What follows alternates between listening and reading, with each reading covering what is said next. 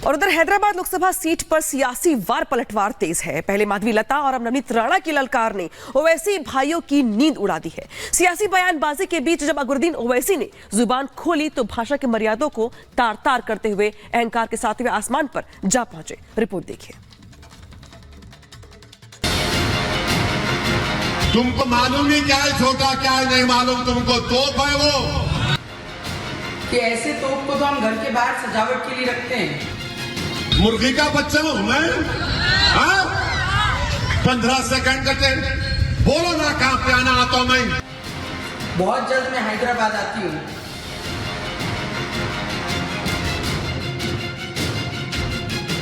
अकबरुद्दीन ओवैसी को अपने छोटे पर बहुत गुमान है। छोटे को सालार का बेटा बताया, सियासत का बड़ा खिलाड़ी बताया। इतना ही नहीं, छोटे को तोप बता डाला। लेकिन जब इस तोप ने बदजुबानी के गोले दागे तो अहंकार की हदों को लांघ दिया। जिस सियासत के जरिए नेता फर्श से अर्श तक पहुंचते हैं, उस सियासत को इस छोटी तोप ने अपने आंगन की नर्तकी बता दिया। सियासत अकबर ओवैसी के घर की लौंडी है।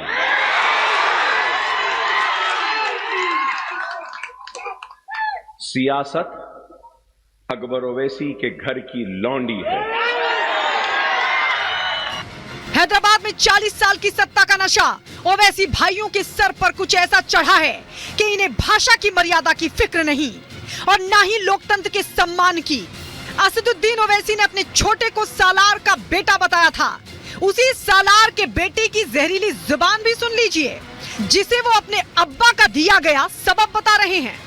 मेरे बाप ने मुझे बताया, सही वक्त पे सही फैसले को ही सियासत कहते हैं। और जिनकी सियासी मौत हो चुकी है, उन मुर्दों में अकबर ओवैसी अपने अल्फाज की जान नहीं डालना चाहता।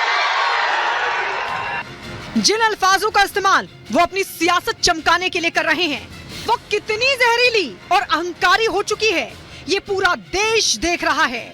दो महिलाओं की जोड़ी ने 40 साल की सत्ता पर मुद्दों की चोट मारी तो ओवैसी बंधुओं का गढ़ हिल गया। हैदराबाद हाथ से जाता दिखा तो सालार का बेटा बदजुबान हो गया। जिस 15 सेकंड की दुहाई आज असदुद्दीन ओवैसी दे रहे हैं, शायद वो भूल गए कि 15 मिनट वाली चुनौती उन्हीं की छोटी तोप ने दी थी। मई की गर्मी में सियासी भट्टी तप रही है और इस तपिश में हर कोई अपनी हैदराबादी बिरयानी पकाने में जुटा है। चुड़ी का बच्चा नहीं हूं, समझे? तुम जाल फेंकेंगे मैं जाल में आ जाऊंगा। नहीं, मैं जाल में आने वाला नहीं हूं। ये याद रखना कि मैं भी माजी सैनिक की बेटी हूँ, कि मैं भी देखना चाहती हूँ मुर्गी और मुर्गी का बच्चा कब तक खैर मनाता है। बहुत जल्द मैं हैदराबाद आती हूँ, मैं देखती हूँ मुझे कौन रोकता है। हैदराबाद सीट पर 40 साल से ओवैसी परिवार का कब्जा है। यहाँ के जातीय समीकरण के चलते AIMIM सभी पार्टियों पर भारी पड़ती रही है। लेकिन इस बार के लोकसभा चुनाव में बीजेपी की स्ट्रैटेजी ने ओवैसी भाइयों को डरा दिया है। वहीं माधवी लता और नवनीत राणा के चक्रव्यूह में असदुद्दीन ओवैसी और अकबरुद्दीन फंसते नजर आ रहे हैं।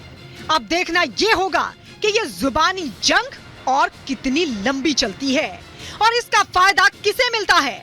Bureau report, Republic Bharat. तो जब से नवनीत राणा प्रचार करने पहुंची माधवी लता की, उसके बाद से बयानबाजी और तेज हो गई। इधर अकबरुद्दीन पर माधवी लता ने भी चुटकी ले ली है। कहा है कि श्री राम का नाम ले लिया। कुछ दिन पहले भगवा शॉल में भी वो नजर आ रहे थे। बड़े भैया, बड़े ओवैसी भगवा शॉल में नजर आ रहे थे और छोटे की जुबान पे श्री राम का नाम आ गया। अकबरुद्दीन पर माधवी लता ने चुटकी ली। माधवी लता चुनौती दे रही हैं असदुद्दीन ओवैसी को हैदराबाद के मैदान से।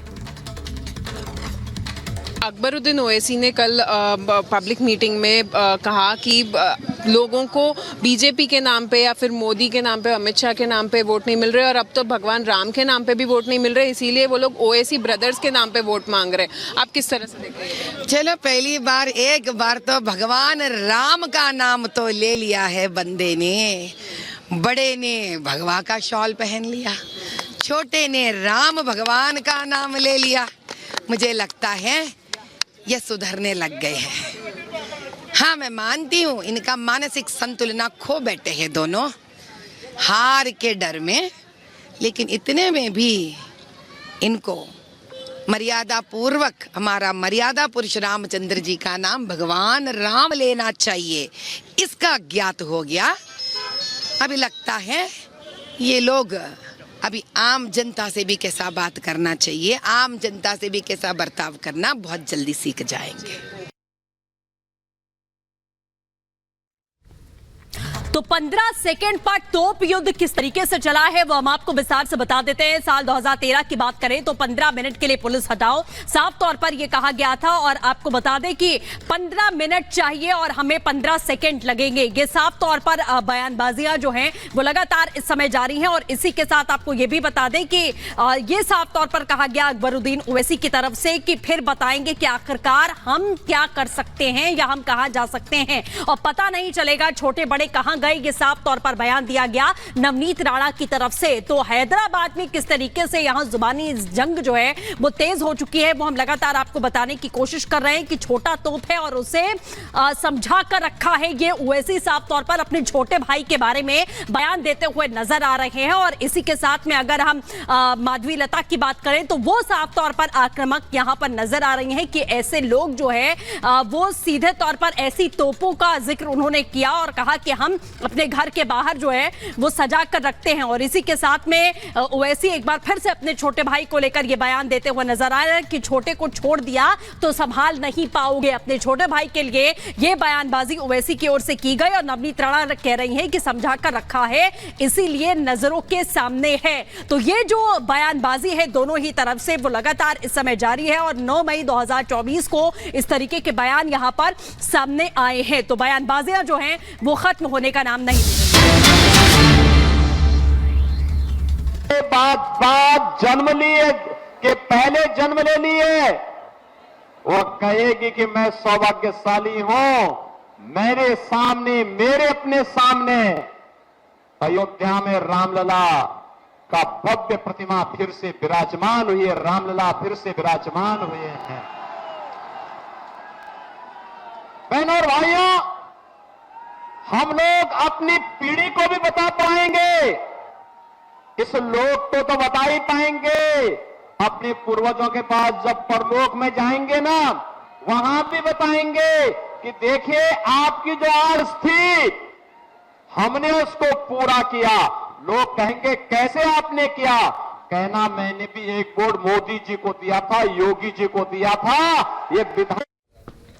और अब बात करेंगे कश्मीर की। आपको बता दें कश्मीर की शांति देखकर पाकिस्तान इस समय पूरी तरीके से बौखला चुका है। पीओके छिनने का डर ऐसा बढ़ा है कि उसने अपने पाले हुए आतंकवादियों को एक बार फिर से घाटी में दहशत फैलाने के लिए छोड़ दिया है। लेकिन भारतीय जवान घाटी में शांति कायम रखने के लिए आतंकवादियों की कब्र खोद रहे हैं। कैसे, देखिए इस रिपोर्ट में।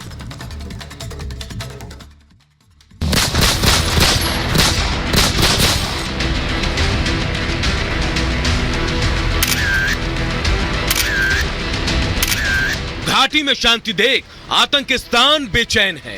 अपनी नापाक साजिशों का अंजाम देने के लिए उसने फिर से अपनी आतंकी खेप को एक्टिव कर दिया है। जम्मू कश्मीर के पुंछ जिले में भारतीय वायुसेना के काफिले पर हुआ आतंकी हमला इसी साजिश का नतीजा है। पिछले 8 दिनों से भारतीय सेना के जवान आतंकियों को चुन चुन कर जहन्नुम पहुंचा रहे हैं। खुफिया एजेंसियों से मिली जानकारी के आधार पर सेना पूरे पुंछ जिले में सर्च ऑपरेशन चला रही है। एक एक गाड़ी की तलाशी ली जा रही है। सेना के हेलीकॉप्टर पूरे इलाके की निगरानी कर रहे हैं। जहां भी संदिग्ध हो सकते हैं उन इलाकों को खाली कराया जा रहा है। भारतीय जवानों ने पाक आतंकियों के भागने के सारे रास्ते बंद कर दिए हैं। शुक्रवार सुबह से ही पुंछ के सुरनकोट इलाके में गोलीबारी जारी है। जानकारी के मुताबिक आतंकियों के खात्मे के लिए हैवी वेपन्स का इस्तेमाल किया जा रहा है। सुरनकोट ही नहीं, सिनाई टॉप इलाके में भी सुरक्षा बलों और आतंकवादियों के बीच गोलीबारी की खबर है। सैन्य सूत्रों की माने तो यह आतंकवादियों का वही गुट है जिसने 5 मई को वायुसेना की गाड़ी पर हमला किया था। 5 मई से ही सुरक्षा बलों ने अभियान शुरू किया। आतंकवादियों का पता लगाने के लिए पुंछ और राजौरी जिले में छापेमारी की। आतंकियों का सुराग मिलते ही उनकी कब्र खोदनी शुरू कर दी। जानकारी के मुताबिक ये आतंकी पुंछ के जंगली इलाकों में सक्रिय हैं, जिसके चलते सर्च ऑपरेशन में परेशानी आ रही है। लेकिन बुलंद हौसलों के दम पर सेना के जवान ऑपरेशन ऑल आउट को अंजाम देने में जुटे। सूत्रों की माने तो हमारे जाबाज जिन आतंकियों पर फायरिंग कर रहे हैं, ये वही हैवान हैं जिनके स्केच 2 दिन पहले जारी किए गए थे। ये सभी आतंकी सुरक्षा बलों की मोस्ट वांटेड लिस्ट में हैं। ऐसे में सेना की पूरी कोशिश है कि इस लिस्ट से इनके नामों को हमेशा के लिए मिटा दिया जाए, जिससे इनके आकाओं को पता चले कि घाटी के मन में खलल डाली तो अंजाम खौफनाक होगा। Bureau report, Republic Bharat.